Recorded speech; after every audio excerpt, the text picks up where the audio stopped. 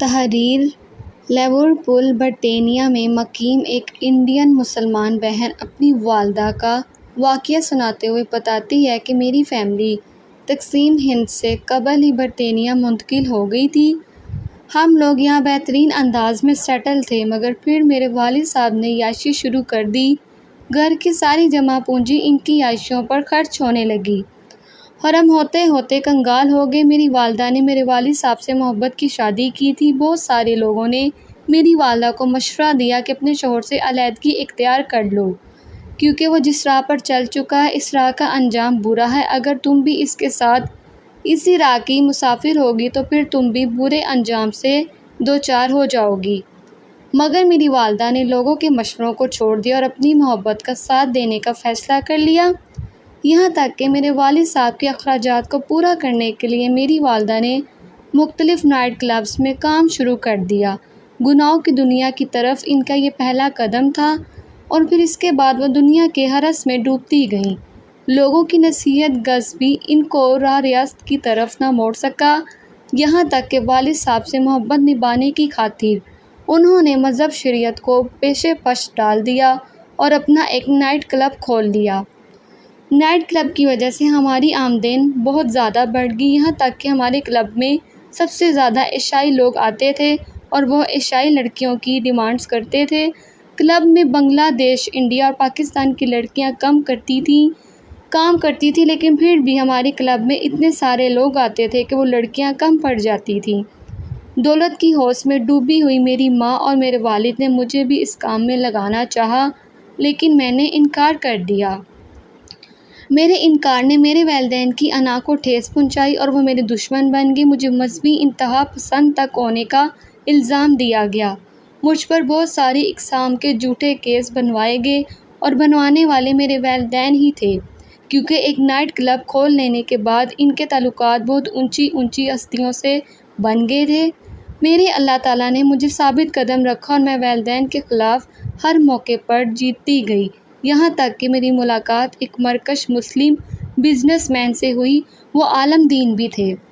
انہوں نے جب میری روداد سنی تو نہ صرف مجھے سپورٹ کیا بلکہ مجھے نکاح کا پیغام بھی دیا۔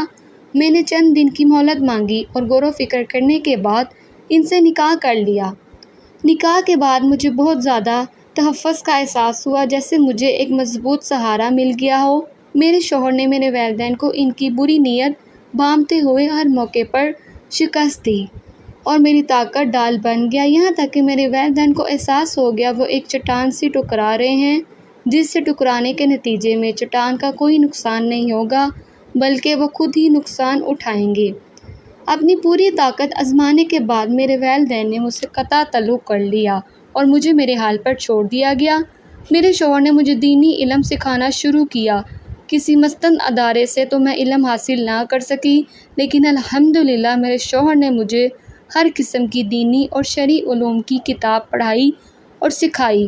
اس کے علاوہ میرے شوہر نے مجھے کاروبار کے متعلق بتانا شروع کیا، اور جب میری دلچسپی بڑھی تو کچھ کام میں بھی اپنے شوہر کی مدد کرنے لگی، یہاں تک کہ اللہ تعالیٰ نے ہمارے کاروبار میں رزق میں برکت ڈالنا شروع کی اور ہمارا کاروبار بھی بڑھنے لگا۔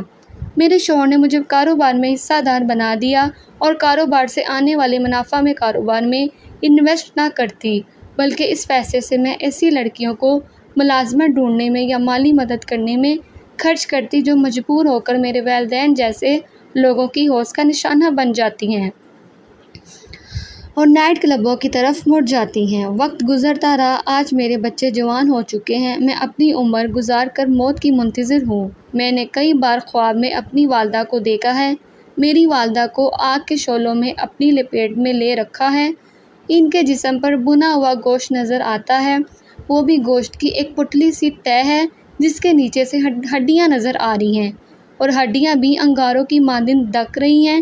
میں جیسے حقیقی دنیا میں ماں کی محبت نہ مل سکی۔ خواب میں جب میری والدہ میرے لیے باہیں پھیلاتی ہیں تو میں اپنی ماں کے سینے سے لگ جاتی ہوں، اور خواب میں جب تک میں اپنی والدہ کے سینے سے لگی رہتی ہوں تب تک ان کے جسم کے سامنے والے حصے سے عذاب ہٹا رہتا ہے اور ان کی تکلیف میں کمی رہتی ہے۔ میں نے اس خواب کا ذکر اپنے شوہر سے کیا تو اس نے مجھے اس کی تعبیر بتانے کی بجائے اس کا مفہوم کچھ یوں سمجھایا کہ میری والدہ نے دنیا میں جو بھی برے اعمال کیے ہیں اس کی سزا وہ پا رہی ہیں، لیکن اس کے باوجود ان کی بیٹی راست پر چلی اور ایک اچھی انسان بن کر زندگی گزاری ہے، اللہ تعالیٰ کے متعید اور فرما بردار ہے۔ ان کی بیٹی کے نیک اعمال کا صلہ صدقہ جاریہ کے طور پر ان کے والدین اور خاص کر والدہ کو پہنچتا ہے، جس کی وجہ سے ان کے عذاب میں کچھ تخفیف کر دی جاتی ہے۔ یقیناً قبر میں تمہاری ماں کو اس کے اعمال کا بہت اچھے سے اندازہ ہو چکا ہوگا، مگر اب وقت گزر چکا ہے۔